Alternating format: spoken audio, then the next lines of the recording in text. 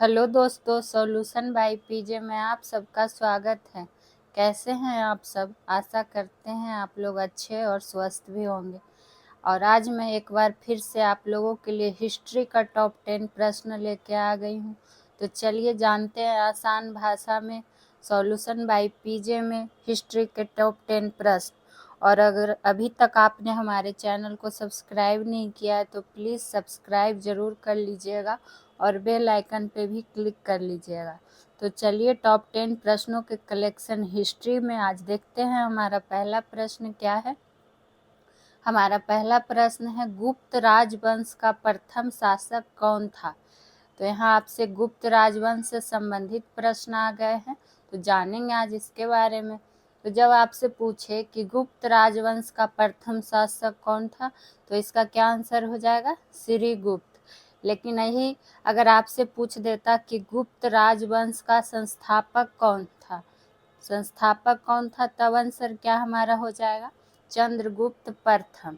अब बात आई है गुप्त राजवंश की, तो कुछ और क्वेश्चन भी जान लेते हैं। जैसे अगर आपसे पूछ लेगा कि गुप्त काल की महत्वपूर्ण विशेषता क्या थी, और पूछा भी गया है, तो आप लोग नोट डाउन साथ साथ करते जाइएगा जो भी हम लिखेंगे बोलेंगे। तो गुप्त काल की महत्वपूर्ण विशेषता में क्या आता था? महत्वपूर्ण विशेषता, गुप्त काल की महत्वपूर्ण विशेषता में क्या आता था?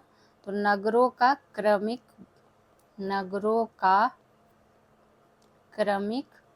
पतन। क्वेश्चन आपको ऐसे ही रहेगा या फिर आपको दे देगा कि नगरों का क्रमिक पतन किस काल की महत्वपूर्ण विशेषता थी। तो किस काल की? तो गुप्त काल की। अगर आपसे क्वेश्चन ये पूछ दे कि प्राचीन भारत में किस वंश का शासनकाल स्वर्ण युग गुप्तकालीन, देखिए कैसे क्वेश्चन पूछेगा, लंबा क्वेश्चन बनेगा, उतना लिखना पॉसिबल नहीं है। अगर आपसे पूछ दे कि जो प्राचीन भारत में किस वंश का शासन काल था जो स्वर्ण युग कहलाता था, तो स्वर्ण युग कौन सा काल का कहलाता था? तो गुप्त काल का ही शासन काल कहलाता था। और गुप्तकालीन स्वर्ण मुद्रा को क्या कहता था? गुप्तकालीन स्वर्ण मुद्रा को क्या कहा जाता था? तो दिनार कहा जाता था। तो ये पॉइंट आपको यहाँ पर ध्यान रख लेना है। हम जो भी बोले आप सुन के भी अच्छे से नोट डाउन कर सकते हैं, तो आपके पास भी नोट्स तैयार होते जाएगा हर सब्जेक्ट का। अब आइए देखिए क्वेश्चन नंबर 2 पे, भारत सेवक समाज की स्थापना किसने की थी? तो यहाँ स्थापना पूछ रहा है, भारत सेवक समाज का पूछ रहा है। तो भारत सेवक समाज का स्थापना कब हुआ था? तो ये हुआ था 1905 में। ठीक है, 1905 में इसका स्थापना हुआ था। और किए कौन थे? गोपाल कृष्ण गोखले जी। वही गोपाल कृष्ण गोखले जी जिन्हें महात्मा गांधी का राजनीतिक गुरु के रूप में भी जाना जाता है। ये पॉइंट आपको बहुत बार हम बता चुके हैं। बात करेंगे कि स्वामी विवेकानंद ने क्या स्थापना किया था, तो जो एग्जाम के लिए इम्पोर्टेंट है। तो रामकृष्ण मिशन, किसका? रामकृष्ण मिशन की स्थापना किसने की थी? तो स्वामी विवेकानंद जी ने की थी। और कब की थी? तो 1897 में। और आप लोग को हम पहले भी बता चुके हैं, इसलिए आप लोग से सवाल है कि विवेकानंद जी को स्वामी विवेकानंद की उपाधि किसने प्रदान की थी? आपको हम बता चुके हैं, इसलिए आपसे प्रश्न। अब बात आता है रमाबाई रानाडे का। रमाबाई रानाडे ने किसकी स्थापना की थी? तो पूना सेवा सदन। और ये सब आपके लिए एग्जाम के लिए काफ़ी इम्पोर्टेंट क्वेश्चन है, तो आप लोग इसको हल्के में मत लीजिएगा, नोट डाउन जरूर करते जाइएगा। पूना सेवा सदन, और इसकी स्थापना हुई थी 1909 में। ईस्वी उतना नहीं ध्यान रखिएगा तब भी चलेगा, इसका ईस्वी जरूर याद रख लीजिएगा, रामकृष्ण मिशन का और भारत सेवक समाज का। पूना सेवा सदन का स्थापना किसने किया था? तो रमाबाई रानाडे ने। उसी तरह राधा कांत देव ने किसकी स्थापना की थी? तो धर्म सभा की। किसकी? तो धर्म सभा की। कब की थी? तो 1829 में। तो आपको दो वाला ज़्यादा ध्यान रखना है, एक स्वामी विवेकानंद जी वाला, एक गोपाल कृष्ण गोखले जी वाला। बाकी आप लोग नोट डाउन करते जाइए, ठीक है। अब आइए क्वेश्चन नंबर 3 पे, जैन संगीति का प्रथम संगीति का आयोजन कहाँ हुआ था? देखिए बौद्ध संगीति वाला अधिकतर लोगों को याद होता है कि उसका कहाँ के पहला कहाँ हुआ था, दूसरा उसका 4 हुआ था, जो सबको याद रहता है।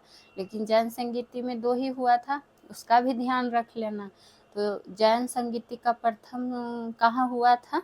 ये हुआ था पाटलिपुत्रा में, ठीक है। उस और अगर इसका पाटलिपुत्रा अध्यक्ष पूछ देगा कि जैन संगीति के प्रथम संगीति के अध्यक्ष कौन थे, तो कौन थे? अस्तूल भद्र। कौन भद्र? अस्तूल भद्र।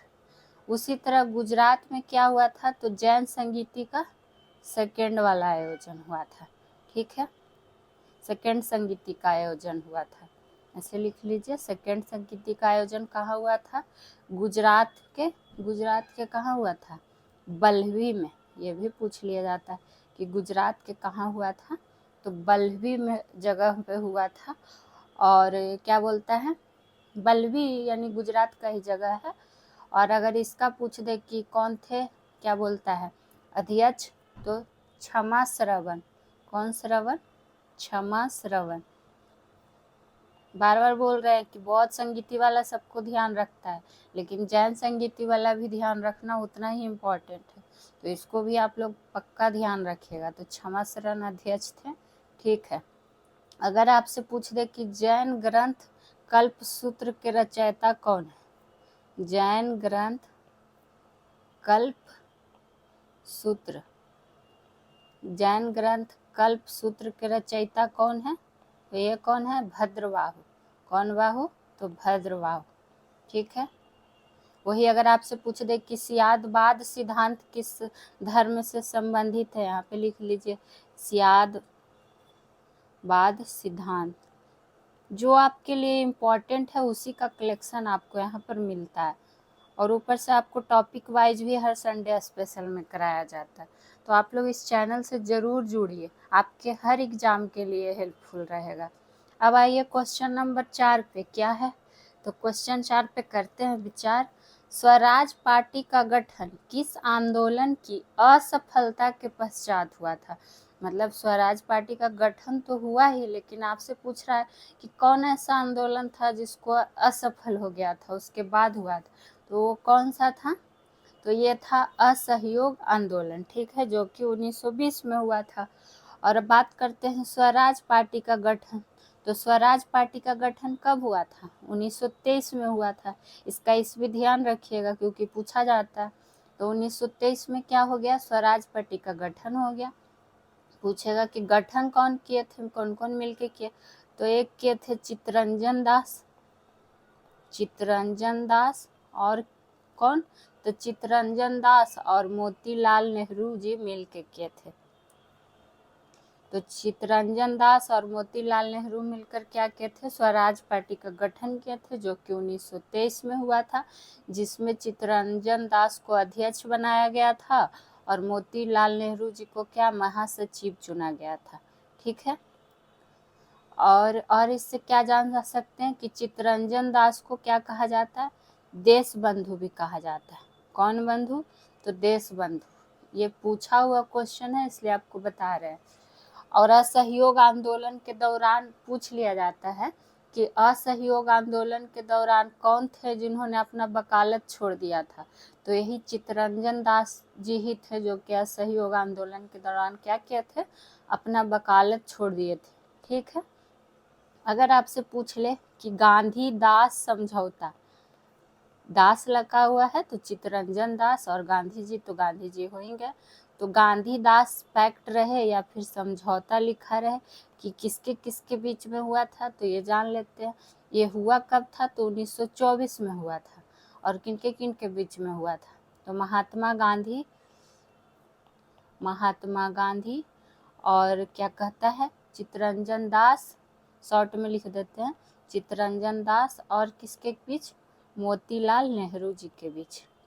मोतीलाल नेहरू जी के बीच, यही तीनों के बीच क्या हुआ था? गांधी दास समझौता। तो ये थे कुछ स्वराज पार्टी से संबंधित प्रश्न। अब आइए क्वेश्चन नंबर 5 पे। 1857 के बारे में यह कथन किसका है? तो कौन सा कथन? कि यह सभ्यता एवं बर्बरता का संघर्ष था। तो ये कथन आपसे पूछ लिया गया है। तो ये कथन किसका है? ये कथन देखिए, कुछ इम्पोर्टेंट कथन है जो बार बार पूछा जाता है 1857 के विद्रोह के बारे में। तो ये किसका कथन था? ये था टी.आर. होम्स का। किसका? तो टी.आर. होम्स का। उसी तरह आपसे पूछ लिया जाएगा कि जॉन लॉरेंस का क्या कथन था 1857 के विद्रोह के बारे में। तो यह बोला था क्या 1857 के विद्रोह के बारे में कि यह पूर्णतः सिपाही विद्रोह था। यह पूर्णतः सिपाही विद्रोह था। कौन बोला था? तो जॉन लॉरेंस। उसी तरह एल रीज ने क्या कथन दिया था? तो एल रीज ने कहा था कि यह ईसाई धर्म के विरुद्ध एक धर्म युद्ध था। हम लिख भी रहे हैं, बोल भी रहे हैं, आप लोग के लिए ही। आप लोग अच्छे से नोट्स तैयार कर सकते हैं। तो आप लोग प्लीज़ हेल्प कीजिए, मेरा भी और आप लोग का भी हेल्प होगा। तो देखिए, अगर पूछ दे कि 1857 का विद्रोह ईसाई धर्म के विरुद्ध एक धर्म युद्ध था, ये कथन किसका था? तो एल रीज का। बात करेंगे अशोक मेहता का क्या कथन था 1857 के विद्रोह के बारे में। तो इन्होंने कहा था कि यह एक राष्ट्रीय विद्रोह, यह एक राष्ट्रीय विद्रोह था। आप लोग एक जगह अच्छे से लिख लीजिएगा ताकि कंफ्यूजन क्रिएट ना हो।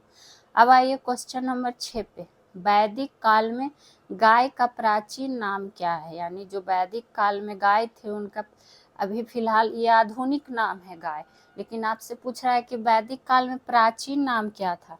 तो जो गाय का प्राचीन नाम था वो था अघन्या। उसी तरह गोपा जो है प्राचीन नाम है।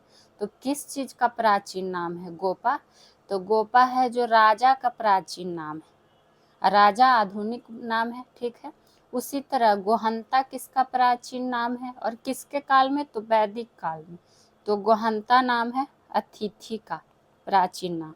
उसी तरह धान्य किसका प्राचीन नाम है वैदिक काल में? तो अनाज का।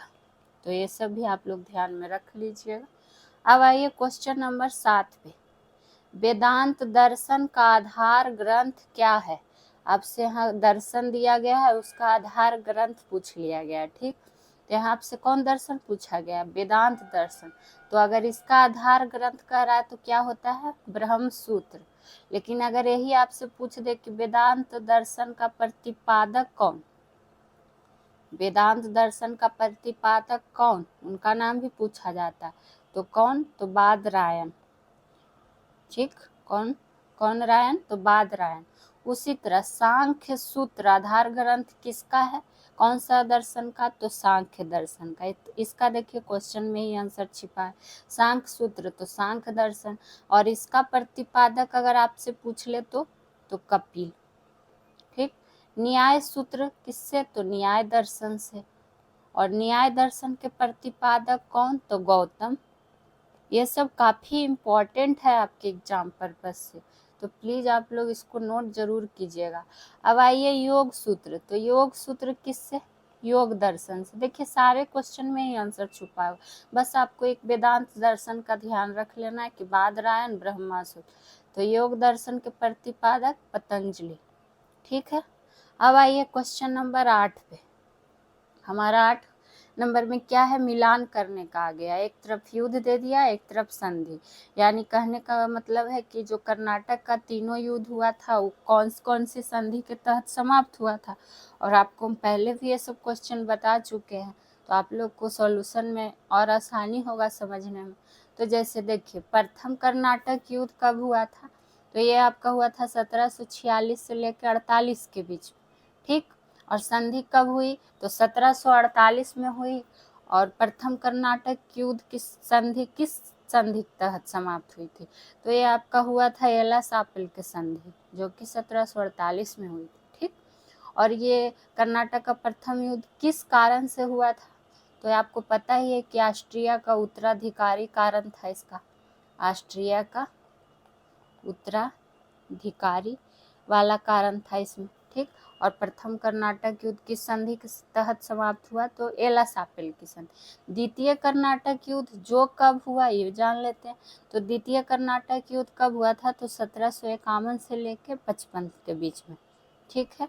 और ये क्या कहता है, किसके लिए हुआ था, तो ये कर्नाटक के उत्तराधिकार के लिए हुआ था, कर्नाटक के उत्तराधिकार के लिए हुआ था। और ये किस संधि के तहत समाप्त हुआ था, तो ये हुआ था द्वितीय वाला पांडिचेरी की संधि के तहत, जो कि 1755 में हुआ था। ठीक है। उसी तरह अगर तृतीय कर्नाटक युद्ध की बात करें तो ये कब हुआ था, 1758 से लेके 63 के बीच हुआ था। इसलिए इसको और कौन सा युद्ध बोला गया था, सप्तवर्षीय युद्ध। कौन सा युद्ध, सप्तवर्षीय युद्ध। ठीक है। और ये किस संधि के तहत समाप्त हुआ, तो ये हुआ था पेरिस संधि के तहत समाप्त हुआ था। ठीक है। तो आप लोग कंफ्यूज नहीं हुआ ना, और ये 1763 में हुआ था।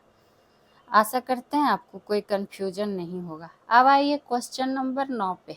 सबसे अधिक गुलाम किस सुल्तान के दरबार में थे, तो यहाँ आपसे पूछ लिया गया कि जो गुलाम थे सबसे ज़्यादा किस में थे, तो आप लोग को पता होगा कि फिरोज शाह तुगलक, FST उसी को लिख दिया है शॉर्ट में।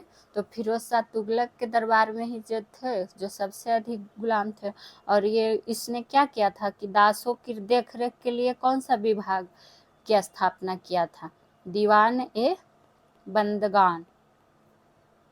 कौन सा, दीवान ए बंदगान। ठीक है।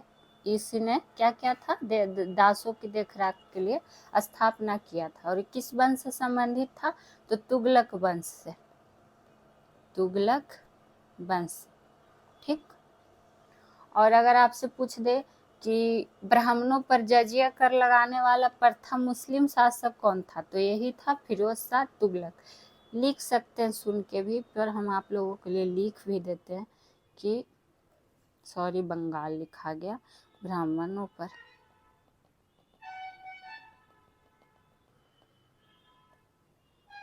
ऐसा करिएगा, आप लोग सुन के लिख लीजिएगा कि ब्राह्मणों पर जजिया कर लगाने वाला, जजिया ऐसे शॉर्ट में हम लिख देते कि जजिया कर तो लगाया, लेकिन किस पे, तो ब्राह्मणों पर। ब्राह्मणों पर लगाने वाला प्रथम मुस्लिम शासक कौन था, तो ये फिरोज शाह तुगलक ही था। और यही था जो टोपरा और मेरठ से 2 अशोक स्तंभ ले आया था, कहाँ, तो दिल्ली। तो आप लोग कुछ बात तो सुन के भी नोट डाउन कर सकते हैं। अब आइए क्वेश्चन नंबर 10 और आज का लास्ट प्रश्न। सोम प्रकाश पत्रिका के संस्थापक कौन थे, तो कुछ महत्वपूर्ण पत्रिका हैं जो आपसे बार बार पूछे जाते हैं। यहाँ आपसे सोम प्रकाश का पूछा जा रहा है, जिसके कौन थे, तो ईश्वर चंद्र विद्यासागर। ठीक है। उसी तरह अगर आपसे पूछ ले कि बंगाल गजट के संस्थापक कौन थे पत्रिका के, तो बंगाल गजट से कौन संबंधित हो जाएगा, James Augustus Hicky. Bengal gazette से कौन हो जाएगा, जेम्स अगस्टस हिक्की। उसी तरह भूपेंद्र दत्त बारिंद्र घोष किस पत्रिका से संस्थापक हैं या संबंधित है, तो युगांतर। कौन सा, युगांतर। और शिशिर कुमार घोष का फेमस क्या है, तो अमृत पत्रिका। कौन सा, अमृत बाजार पत्रिका। ठीक है। तो ये तीनों चारों कुछ थे महत्वपूर्ण पत्रिका। कमेंट सेक्शन में बताइएगा आप लोग को कैसा लगा आज का सेशन। बाकी आप लोग रेगुलर सेशन भी देखते रहिए, और संडे स्पेशल टॉपिक वाइज पढ़ाया जाता है, उसे भी ज़रूर पूरा कीजिए। फिर मिलेंगे कोई और विषय के टॉप 10 प्रश्नों के साथ, तो तब तक के लिए थैंक यू।